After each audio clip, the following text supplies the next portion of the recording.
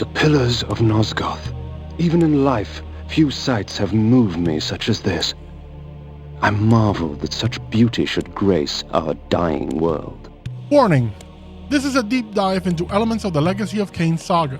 There will be spoilers. You have been warned. A few days ago, I released a primer video on one of the best video game series I've ever played, and one very close to my heart, Legacy of Kain. As I mentioned in that video, I will be doing some deep dives into the series. And though I said the first one would be on the original game in the series, Blood Omen Legacy of Kain, I decided this was a much better way to begin, by talking about one of the most important aspects of the Legacy of Kain saga, the Pillars of Nosgoth. The entire premise of the first game revolves around the pillars, and even as the series continues, they always remain a point of focus for every single character involved in the story. So let's get to it. I'll break the video down into different sections to make navigation easier for you. The Pillars of Nosgoth, at a glance, and if you don't dig too deep into the matter, are meant to keep the balance of nature. With the pillars healthy and pure, the world is meant to thrive. With the pillars corrupted, Nosgoth is thrown into chaos and decay, until it eventually becomes a barren wasteland racked by earthquakes and other disasters, as seen in the time of Soul Reaver. The 9 pillars represent metaphysical laws or concepts that hold the world together. Their spheres of influence can be rather vague, and in fact, the Legacy of Kain games don't really bother too much with fully defining the pillars. But overall, this is what each pillar represents. The mind. This one's a bit vague. Official descriptions list it as governing the limitless power of thought, consciousness, and emotion. Based on that, we can say the pillar of the mind governs and protects sentience. I'll go a bit further and say the pillar ensures that your feelings are your own, without interference. The reason for this is that in the era of Blood Omen, with the Guardian of the Mind, Napraptor driven to madness, the pillar was corrupted, and the people of Nosgoth were bombarded with waves of hatred and fear almost constantly. There was nothing to safeguard their emotional state. The next pillar is Dimension, and this one is much clearer. It governs the boundaries between the different realms, such as the material world and the spirit world, whose relationship we see in Soul Reaver, and other places we'll discuss a bit later. The Pillar of Conflict governs the principles of upheaval and change, and by extension war and peace in all of its forms. In the time of Blood Omen, war ravaged the land, first from the armies of the Nemesis, and later on by the genocidal anti-vampire conflict led by the Time Streamer Mobius. No, not that one. Energy governs power, the one residing in storm clouds, but also coursing through life itself. While the Pillar of Nature, in essence, nurtures living things, you could say that energy is the spark of life. Speaking of, the next pillar is Nature. Nature is the pillar with a simple purview: all living things. It's the pillar perhaps more directly involved in ensuring Nosgoth is vibrant with life. It's no surprise then that the corrupted guardians in Blood Omen turn to creating new life in the form of twisted monstrosities, and that in the times of Soul Reaver, the world had turned to ruin. States. This is the principle that governs the various shapes and forms of physical matter. Let's say it's the principle of transformation. Water, butterflies, everything that you can say goes through different states owe their ability to this pillar. While conflict represents change at the macro scale, you could say states is about change at a smaller one. Time. The most abused of all pillars and principles in the Legacy of Kain series. The Pillar of Time governs the correct flow of time, ensuring that shifts in the timeline are kept in check. Death doesn't just represent mortality, but also, in a way, life, in that the pillar governs the balance between the two, the correct function of the wheel of life, and the cycle of death and rebirth. Balance. Already the pillars serve to balance the forces of nature, but the balance pillar ensures the correct relationship between the pillars themselves. I suspect that if Ariel had not been murdered, then even if at some point Napraptor had lost his senses, or another Guardian had become corrupted, it would not have impacted the rest of the Circle as thoroughly as it did in Blood Omen. I think the Pillar would have lessened the corruptive effect of Nopraptor's loss of sanity. And that's why Ariel had to go. Simple as that. In addition to these principles, the Pillars serve another purpose, one that is revealed between Soul Reaver 2 and Defiance, with some hints in Blood Omen 2. They are a prison, built by the original vampire race of Nosgoth, a race of winged beings trapped in a long conflict with a bitter enemy, the Hilden. The vampires were victorious, and as a final measure against their enemies, they banished them from the world into a hellish dimension and set the Pillars to act as the lock to the door. As long as the Pillars stand, the Hilden are trapped. It's no surprise then that one of the Pillars govern the boundaries between dimensions. But the lock is not perfect, and it doesn't take the complete failure of the Pillars to let some Hilden through. In fact, they seem to be able to communicate with those in Nosgoth but not materialize, instead appearing as spirits or a corrupting influence. It was in this fashion that Hashak first began his labor in Nosgoth, which led to Ariel's murder and the series of events that followed, namely Nopraptor's madness and the full corruption of the Circle and the Pillars. Kain was meant to die as well, having been chosen as the Balance Guardian at birth mere moments after Ariel's passing, but his faithful choice at the end of Blood Omen to damn the Pillars served the Hilden interest just as well. The Pillars of Nosgoth are served by 9 Guardians, chosen at birth at the moment of the previous Guardian's passing, which could take a long time, as the Pillars don't just imbue their Guardians with a measure of the purviews they represent, but also a significant amount of longevity. The first Guardians were members of the ancient vampire race, but in trapping the Hilden, these ancient enemies left the vampires a little surprised, a terrible curse that made them the bloodthirsty creatures we know, and also made them immortal. Vampires worshipped the Wheel of Fate and its god. They held the cycle of death and rebirth sacred. Thus, this was the cruelest of punishments, and many decided to end their existence instead of suffering through eternity.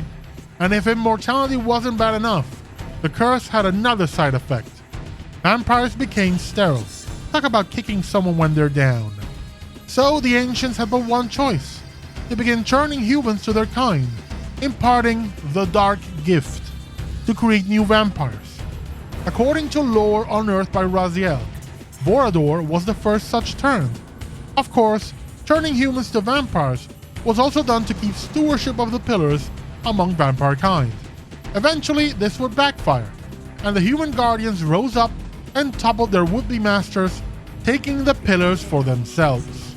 At the time of Blood Omen, the Circle of 9, the collective of Guardians contained the following members, and, in fact, despite others appearing be it in cutscenes or as enemies, the Blood Omen Guardians are the only ones named in the entire Legacy of Kain series. The Mind, Nopraptor the Mentalist. I've mentioned this guy a few times between this video and the last one. He's more or less responsible for the whole Circle going bug nuts crazy. Not his fault though, not entirely.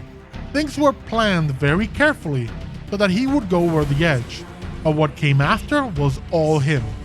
Not just losing himself in grief, but gleefully going down the super fun slide of evil, bombarding the townspeople nearby with hateful thoughts and turning his lair into, well, a torture dungeon.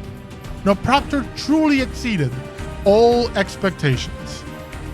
Dimension, Azimuth the Planer. Oh Azimuth.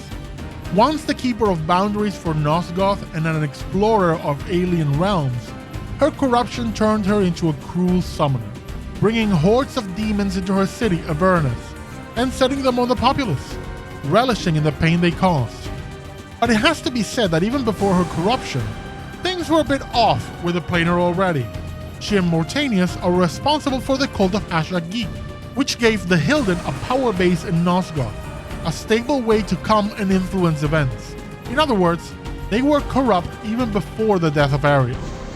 Conflict. Malek the Paladin. Oh, poor Malek. He has perhaps the roughest time among the members of the Circle. and you almost feel bad for him. Before the time of Blood Omen, specifically around 500 years prior, in the time when the first incarnation of the Sarafan, an order of fanatical warriors, think Nosgoth's Templars, were still active, there was another generation of Guardians. This group was butchered by the vampire Vorador. As revenge for the genocidal crusade of the Sarafan against vampire Kain, a crusade the Guardians very much approved of, Malek was otherwise occupied and couldn't reach the circle in time. The Oracle of Nosgoth, Mobius, no, not that one, tells Kain that it was Malek's vanity that caused him to fail in his tasks, though what he means is never truly explained. For his apparent negligence in his duty, Mortanius ripped the soul from his body and bound it to his armor, to forever be the protector of the Circle, incapable of any of life's pleasures as a result.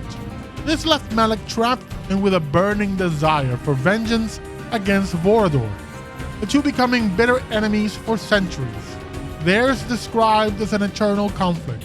Of all the Guardians, I wouldn't be surprised if he wasn't already deranged before the Pillars were corrupted, suffering through this existence for centuries, quite literally the ghost in the shell. But what is certain is that when Kain reaches his fortress, it's clear the Guardian has found a way to replicate his condition. The guards are simply Sarafan wraiths, bound to empty armors, with machines spitting out new ones at the speed of an assembly line. In the end, it wouldn't be Kain who takes Malek out, but Vorador, summoned by Kain to battle his ancient foe. Now I say you almost feel bad for him, and then you remember he's a fanatical, pathological, bloodthirsty, homicidal maniac. Malek's helmet crowned with a plume of braided hair, torn from the scalps of his victims. So just desserts, really. Bane the Druid, the Jewel the Energist, and Anarkroth the Alchemist. The guardians of nature, energy, and states respectively, join forces after their corruption, turning their powers to the creation of a new, twisted form of nature from their base of Dark Eden. Their experiments poisoning the land around the Dark Tower and creating an army of monstrosities that ravaged everything in their path. Not much else is known about these guardians, save for the crimes they committed against nature. In the end, Kain faced the guardians of nature and energy together and took them out, while Vorador dispatched Malek. As for the third member of the Triumvirate, Anarkroth, when they summoned Malek to protect them from Kain, which didn't work out so well, Anarkroth escaped, seeking Mortanius, knowing full well the Necromancer was responsible for the vampiric assassin that now perched the Circle. He gives the Guardian of Death an ultimatum, with us or against us, to which Mortanius responds by using his powers to obliterate him. Thus, Anarkroth is the only corrupted Guardian whose death didn't involve Kain in some way. Time.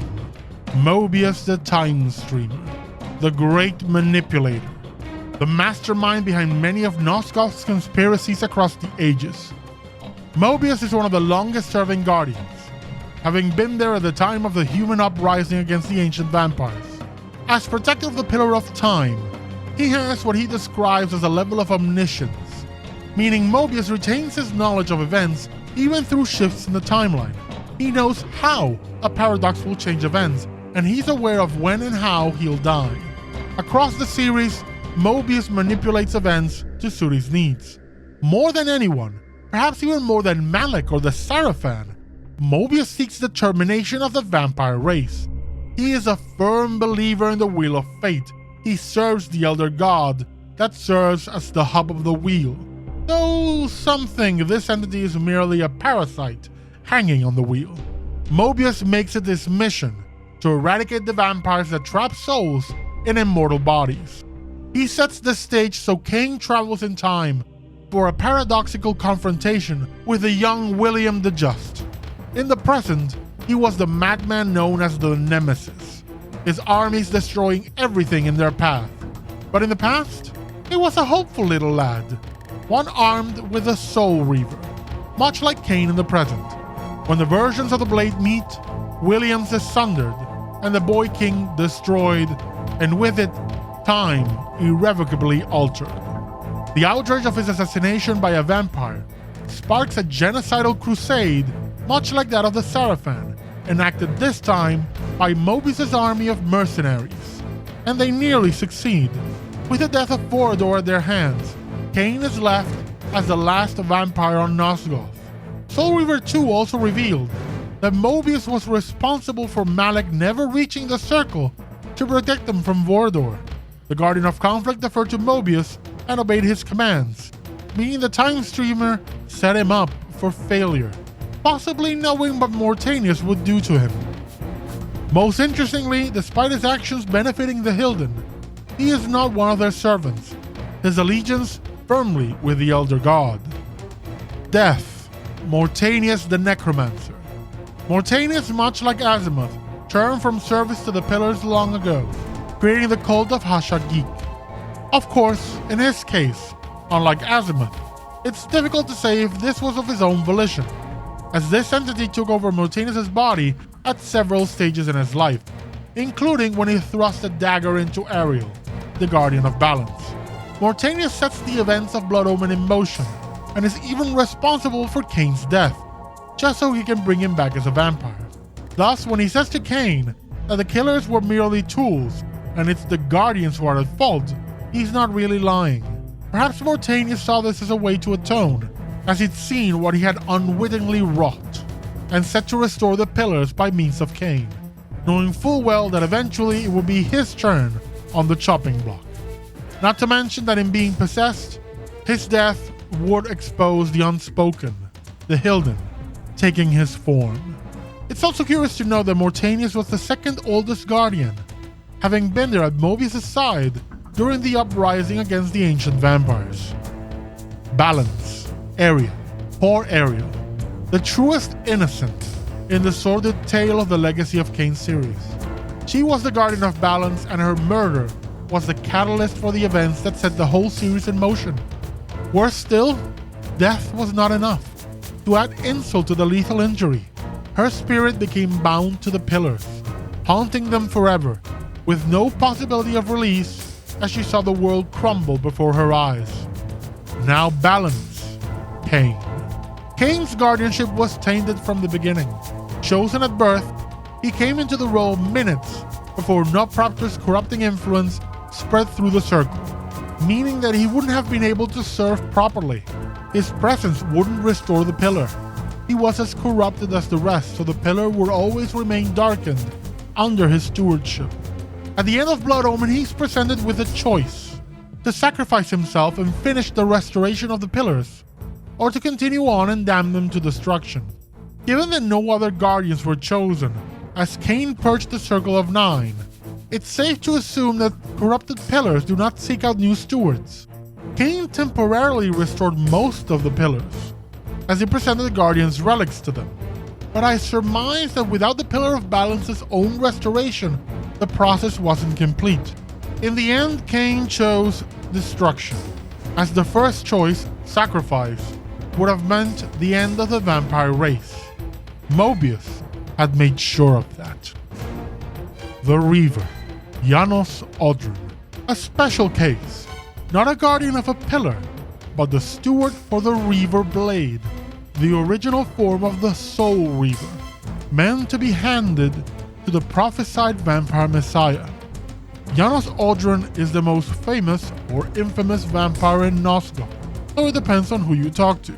First mentioned in Blood Omen, Legacy of Kain in the description for the item the Heart of Darkness. Reputed to have been ripped from the chest of the greatest vampire to have ever existed, Janos Odrun, the Heart of Darkness restores vampiric unlife. Life is precious, Janos discovered, as it was torn, throbbing and bleeding from his own body. Janos is the last remaining ancient vampire and Vorador's creator, and his heart, ripped from his chest, still beating, is said to restore vampiric unlife. He is next seen in Soul Reaver 2, where he recognizes Raziel and explains the nature of the Reaver Blade and the prophecy surrounding the vampire messiah. He also implies a direct relationship between the Pillars and the Reaver, stating that the Pillars are the lock, but the Reaver is the key. Unfortunately, he doesn't have time to elaborate. as his sanctum is invaded by the human versions of Raziel and the other of Kain's lieutenants, then Sarafan warriors. They rip the heart from his chest and leave. In defiance, we discover Mortanius used the Heart of Darkness to turn Kain into a vampire. Raziel rips it out and restores Janos, ignoring Kain's warnings that Janos Audron must stay dead, given that he will be used by the Hilden in Blood Omen 2. Now, with that said, and given that the Pillars were meant to lock the ancient enemies of the vampires into another dimension, we should talk about the Hilden for a moment. The Hilden were not part of the plot of Blood Omen. The connection between the Unspoken, Ashak Geek, and the Hilden was made in defiance. Nor were the Hilden part of Amy Hennig's original plan. They were introduced in Blood Omen 2, and with their introduction, Hennig had to alter the plan and the script for Soul River 2 to include references to them. While I could describe the plot elements of the Hilden in their entirety, I will not. The reason for this is that those narrative elements I mentioned relating to the Hilden are there only to support their introduction in Blood Omen 2 and give them a connecting thread to prior events. But they're a villain whose participation in the saga ends in Blood Omen 2, and don't really matter in the grand scheme of things. At best, they're a side story. The Pillars of Nosgoth are the reason everything happens in the Legacy of Kain series, and their restoration seems to be the ultimate goal of many of its characters, even if their methods or priorities are at odds. Even Kain, who refused to sacrifice himself for the Pillars, sought to restore them, but in a way that ensured the best outcome. He was given a toss of a coin for a choice, sacrifice or not. So Kain dedicated his immortal life, centuries of it, to finding another throw, a better throw. One where the coin would presumably land on its edge, a way out of the conundrum. With Mobius's time-streaming chambers, he looked for answers, ways out, and eventually came up with a plan. A rather cruel one, but a plan nonetheless, as it would involve destroying his lieutenant, pouncing on his strange return as a wraith, or you see him becoming the Reaver of Souls. Raziel truly steps out from the wheel of fate. He's no longer as tightly bound by destiny as everyone else, and several conversations indicate that Kain was aware that would happen. In terms of Nosgoth, Raziel is the only one with true free will, though that's not to say there isn't a destined path for him, but he can deviate from it. He can delay it as much as he needs, push back the inevitable, to seek out the answers to his questions and the mysteries of the past, the present, and the future. His freedom, I suspect, also gives those around him a chance to strike out on their own, such as when Kain prevented his demise at the end of Soul River 2. In accordance to history, that shouldn't have been possible. History is resilient, it's resistant to change. Kain explains this using the metaphor of throwing a rock in the river. The water will simply flow around the obstruction and resume its natural course. This meaning that the timeline, even if you try to change it, will resume normally. A paradox creates a much larger obstruction, stopping the flow of the river, forcing history to find a new way around, reshuffling events to create a brand new timeline. Kain describes a fatal paradox as one where the strain on history to reshuffle those events is too great, so instead, history expels the irritants, the cause of the paradox, from the timeline altogether. The events at the end of Soul River 2, Kain's actions at the end of Soul River 2, almost caused a fatal paradox. The monumental act of preventing Raziel from going into the Reaver strained history to its limits, creating the timeline where the events of Defiance happen, and as a consequence, those of Blood Omen 2, where the Hilden return and almost conquer Nosgoth. But back to the topic at hand, I suspect Kain was able to do that because it was Raziel at the center of the incident. After the events of Soul River 2, and over the next few centuries, Kain and Raziel traverse Nosgoth, empowering the Soul Reaver blade in its two forms. The Wraith blade bound to Raziel, which as it turns out at the end of Soul River 2, is revealed to be Raziel's own soul, having been the first spirit consumed by the blade, and the other the original incarnation of the Soul Reaver blade, a vampiric sword meant to drain blood and sustain its wielder. the final empowerment of the Wraithblade imbued with the power of spirit and the blessing of all past Balance Guardians, and it gave it the ability to cleanse corruption, and thus, with Raziel's sacrifice at the end of Defiance, willingly submitting to become the soul-stealing Soul Reaver, despite Kain's protests, he cleansed Kain of corruption, allowing him to fully assume his mantle as not only the Guardian of Balance, but the prophesied figure of the Scion of Balance, meant to restore order to the world at a time of great upheaval, return the Pillars to vampiric stewardship, and also allowing him to perceive the spiritual world and their true enemy, the Elder God, the hub of the wheel, the one pulling most of the strings from the shadows, as it was by his will that Mobius moved. Unfortunately for us, this development was the last bit of story we had from the mainline series, so we've never known what next steps Kain took, where his journey led him. Would the Pillars be restored? Would the Elder God be vanquished? Would there be a change to the Wheel of Fate? I'd like to think so, but knowing the twists and turns the drama of the Legacy of Kain series takes, and with Kain's penchant for the edge of the coin, it's quite possible the answer isn't yes or no, but something entirely different. That is all for this deep dive into the Pillars of Nosgoth. See you soon for the deep dive into Blood Omen Legacy of Kain.